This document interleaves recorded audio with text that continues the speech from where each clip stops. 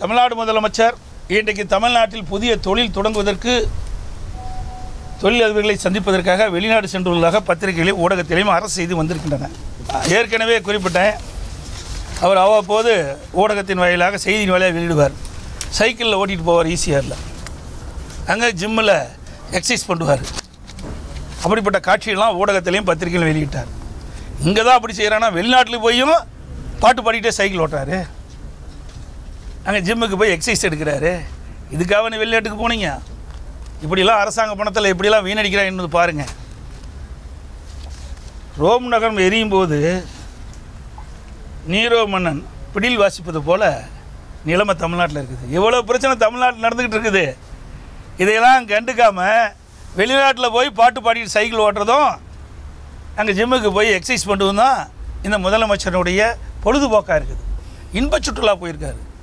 தொழில் முதலீட்டு ஈர்ப்பதற்காக போனதாக தெரியல. இன்னொன்றும் எனக்கு கிடைத்த தகவல்கள் பரவலாக பேசப்படுகிறது. வலைதளங்களிலும் செய்திகள் வந்து கொண்டிருக்கின்றன. அவருக்கு உடல்நிலை சரியில்லாத காரணத்தினாலே சிகிச்சை பெறுவதற்காக வெளிநாடு சென்றிருக்கின்றார். அதை உடல்நிலை சரியில்லை என்று சொல்வதற்கு பதிலாக அதை மறைத்து தொழில் முதலீட்டு ஈர்க்க போகிறேன் என்ற ஒரு செய்தியை சொல்லி வெளிநாடு சென்றதாக பரவலான செய்தி. முதலமைச்சர் என்ற அடிப்படையில் அதை விளக்க வேண்டியது அவருடைய கடமை. ஏன்னா அவர் கையெல்லாம் விரலாம் நடுக்குதாக சொல்கிறாங்க, பரவலாக பேசப்படுதுதான். இது ஒன்றும் நான் ஒன்றும் மறைச்சி கிடச்சி சொல்லலை, எங்களுக்கு கிடைச்ச செய்தி. கண்ணு குருடுன்னு அர்த்தம். சைக்கிள் ஓட்டினார் சிக்காகோவில் பார்க்கல எடப்பாடி. அவரால் ஓட்ட சொல்லுங்க, சைக்கிளை பார்க்கலாம்.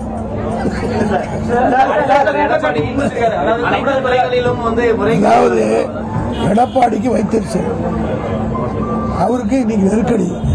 அவர் கூட இருந்தவங்கலாம் இருப்பாங்களான்ற ஒரு சந்தேகம் வந்துருச்சு. அதனால் அவருக்கு என்ன சொல்றதுன்னு தெரியாமல் பேசிக்கொண்டிருக்கிறார். தளபதி அவர்கள் மிக உடல்நலத்தோடு சிறப்பாக இருப்பதை நீங்கள்லாம் ஊடகங்களில் பார்க்குறீங்க. ப்ரெஸ்ஸில் வருது. உங்களையுமா விலைக்கு கொடுத்து வாங்கிட முடியல? உங்களையுமா இந்தியா பூரா உலகம் பூரா இருக்கிற பத்திரிகையாளர் விலைக்கு வாங்கிட முடியுமான்னு எதையும் மூடி மறைக்கிற பழக்கம் திமுக கிட்ட கிடையாது. அதனால் எங்கள் தளபதி எந்த அளவுக்கு செஞ்சிருக்கிறாரு டெய்லி பத்திரிகையில் வருது. அதையெல்லாம் வந்த பிறகு ப்ரெஸ்ஸை மீட் பண்ண போகிறாரு. போகும்போதும் மீட் பண்ணிட்டு தான் போனார். வரும்போது உங்களை மீட் பண்ணுவார், என்னென்ன சாதித்திருக்காருன்னு சொல்லுவார்.